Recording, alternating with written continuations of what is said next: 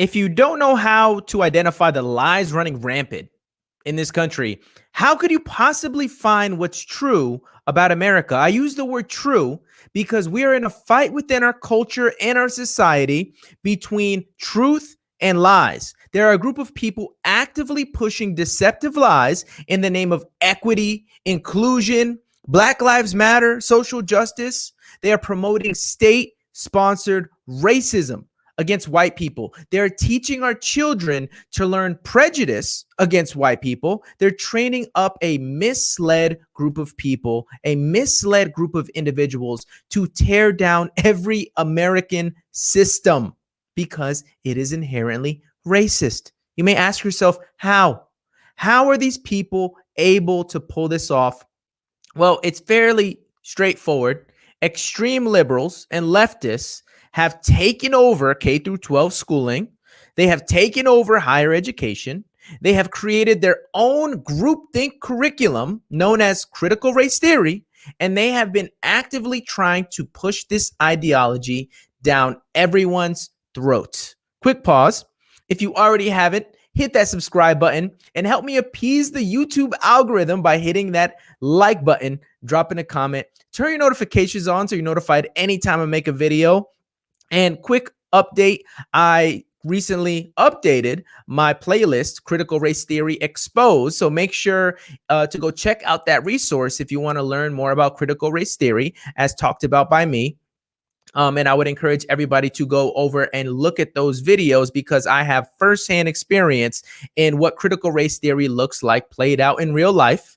I witnessed it at my former church. And now that I've done a deep dive into it, I see it all of the time. And I see it with a lot of people who don't understand that what they're actually saying is state-sponsored racism, critical race theory. They don't know it yet, but that's what they're talking about. So with that out the way, guys, let's dive into this piece by the Federalists, and let's take a look at a little bit of the propaganda that's being pushed in Washington State. All right, Washington State mandates critical race theory in all public schools. So while critical race theory training is pitched as a way to ensure equity in the classroom, in truth, it's far more sinister. Now, the sinister part of this, guys, is that it completely poops on the Civil Rights Act. Title VII, we're not supposed to look at other people and judge them based on race, color, sex, all of these things. Yet what critical race theory does is it says, you know what, employer, it's okay to discriminate against white people because they have all the privilege. Ding, ding, ding. So because they have all of the privilege, it is okay to deny them work, deny them opportunity, deny them a role in your company because they're white. So that's the sinister part of it, is that it's actually just racism in disguise. As several states move to ban toxic critical race theory from indoctrinating students, the state of Washington is leaning in. The race-obsessed framework, sit with that. This ideology is race-obsessed. They eat, sleep, drink, go to the bathroom, go on a run, go out to friends and drink beer, shoot pool, and they are obsessed with race. That is how they are able to create this curriculum of groupthink where they see racism everywhere. Okay, it is a race-obsessed framework. So the race-obsessed framework isn't relegated to schools in Seattle where you'd expect a victim-centered ideology like critical race theory to flourish. That's another thing. It is victim. If you are Black and brown, you are a victim to the white systems that are in America. Thanks to the state's Democrat-controlled legislature, a trio of bills just signed into law mandates critical race theory training for all public school teachers. Another even requires training for medical students, teaching them it's as essential to be a social justice activist as it is to treat patients. So think about that.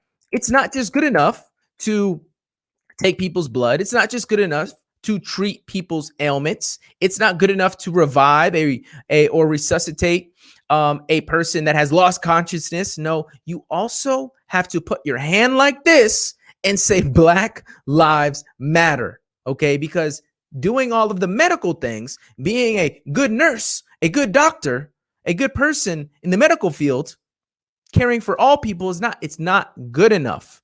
You have to also be a social justice activist as defined by Black Lives Matter and critical race theory.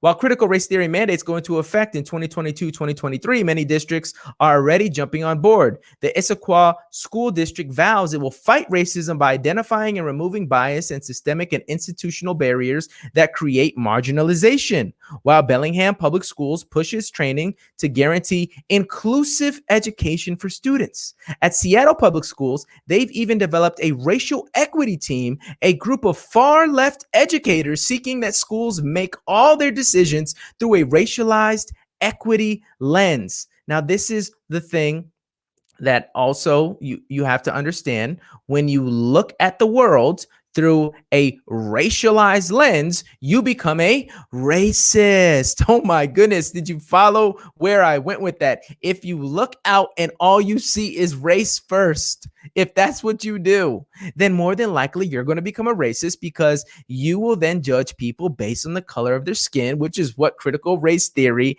teaches. White people, bad. Black and brown people, oppressed. Everybody got that, class? Okay, move on. To effectively carry out this mission, they say staff needs training. Highline Public Schools, a minority district of south of Seattle, has mandated similar trainings for years, even holding an annual race symposium where staff express their displeasure with being privileged and white. I felt like yesterday I realized that I'm white and that I have all the advantages of being part of that group. One white staffer says, privileges that I don't really think I fully understood until yesterday. I was reading White Fragility and I'm like, oh, okay. I think I'm taking the next step in my journey to understanding what's happening, what equity is about, what racial equity is about, what anti-racism is about, what racism is about. Now, of course, guys, this white staffer has just taken the woke pill. He has just been indoctrinated by wokeology.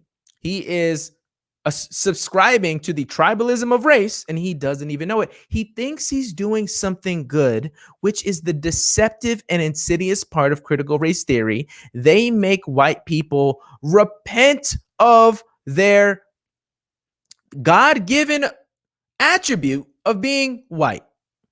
That is the racist thing about critical race theory.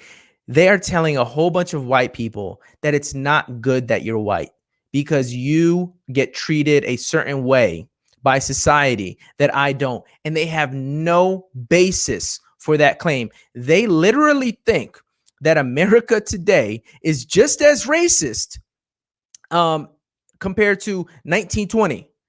What they believe is that racism has just changed forms. It's just been covered up now. That racism hides in the corner. And now it's implicit.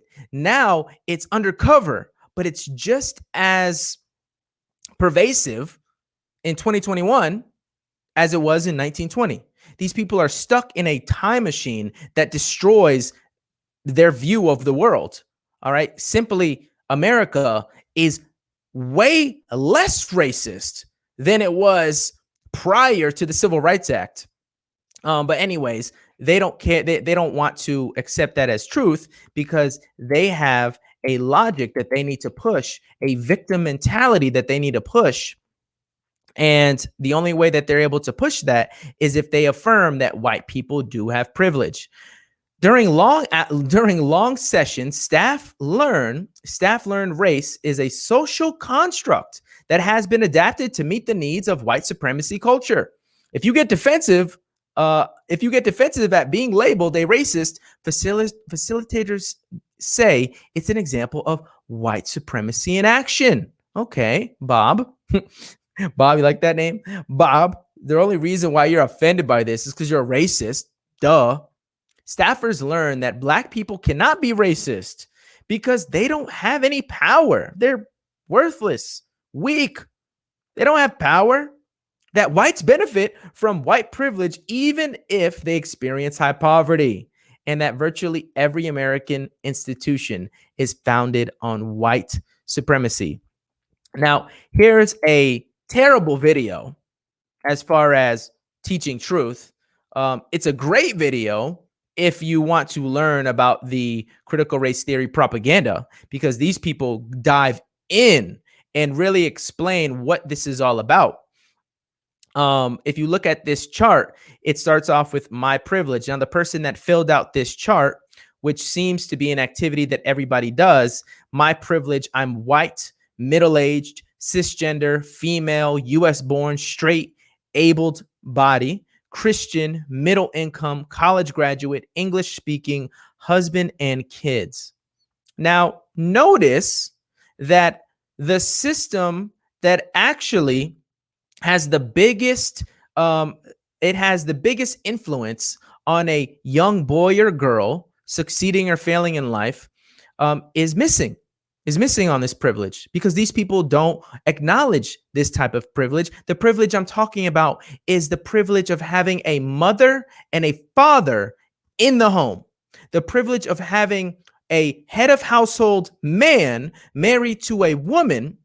They don't acknowledge that privilege because that is too conservative, because the Black community has been eroded over several decades after the Civil Rights Act was passed. You can't look at that and say, well, the illegitimacy rate in the Black community is 70%, meaning around 7 out of 10 Black boys and girls get born in a house where there is only a one person head of household, only one person that's caring for them in that house. They are born of a mother that is not married to their father. Therefore, the father has no real reason to stick around because they're not really together anyways. They just had and they moved on.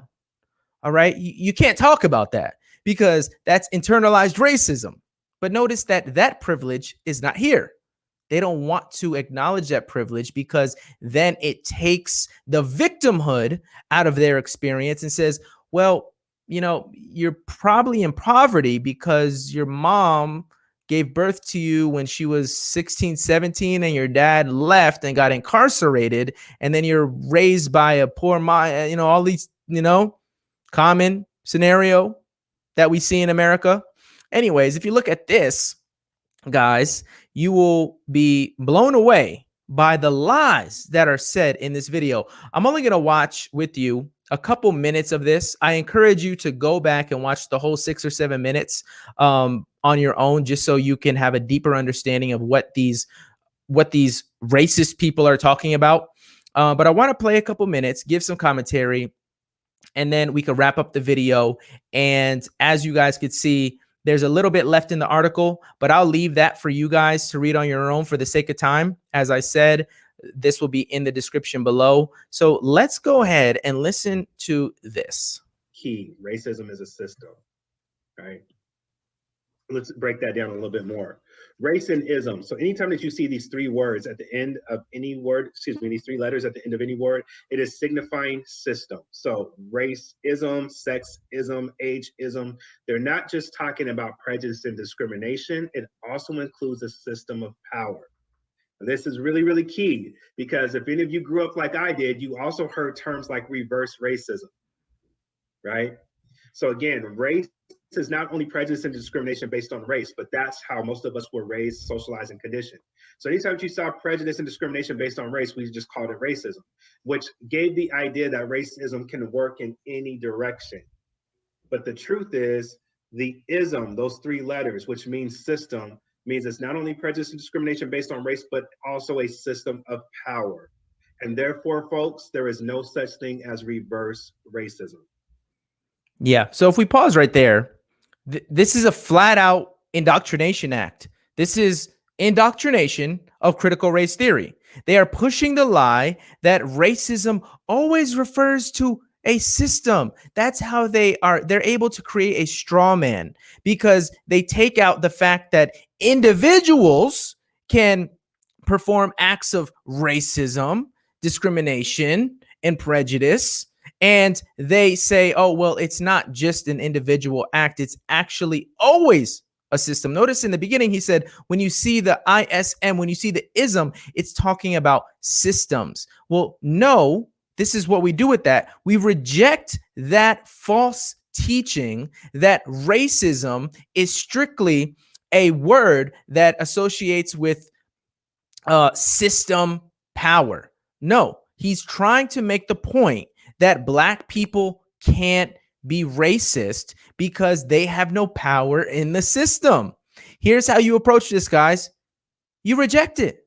You say, no, I'm not going to subscribe to your made up fantasy about race, your race obsessed ideology. I'm not going to give that any time to meditate on. I'm not going to go through these critical race theory symposiums with you, because at the end of the day, what they're going to teach me is that all white people are racist and all white people are oppressors. And for me to believe that, I would have to practice prejudice. I would have to prejudge all white people and say, you know what, based on the color of their skin and not the content of their character, I know that they are racist oppressors. No, I say no to that. So guys, reject this. Okay, they eat, sleep, breathe racial propaganda. My advice is to learn what they are teaching, just so you know what not to teach your kids, what not to teach the people around you that you may be over, or you know how to rebuttal this crap. Like, no, I'm not going to listen to your teaching, because at the end of the day, this teaching is just derived by a group of people who meditated on race for so long that they were able to create their own lingo, their own verbiage, their own basically they have their own alternate language. And I don't want to be part of your alternate language, alternate universe world. So no, sir, I reject that race and ism, which means system. It always means system, prejudice and discrimination based on race and a power and a system of power. Now listen to how he says Black people can't be racist, even though he says this guy right here, this misled propagandist says, well, I can discriminate against white people. I can be prejudiced against white people. Yeah, I could do all those things, but that doesn't make me racist. Huh? What? Listen to this idiot. Let's take a time out. Let's unpack that for a moment. So, can I, Jamad Canley, as a Black man, discriminate against Kate Frazier, who is a white woman? Yes. Mm-hmm. If Okay. Kate was applying for a job with our organization, could I be prejudiced against her and not hire her because she's a white woman? Yes. Okay. Could Kate go to the Office of Civil Rights and say, I feel I've been discriminated against based on race? Yes. Would they open up a case, investigate? Yes. Could I be found guilty and liable for racial discrimination? Yes. Would it be called racism? No. Huh? What? Do you see the leaps and bounds these people perform to try to maintain their stance? It's illogical. He just made the case for a racist person.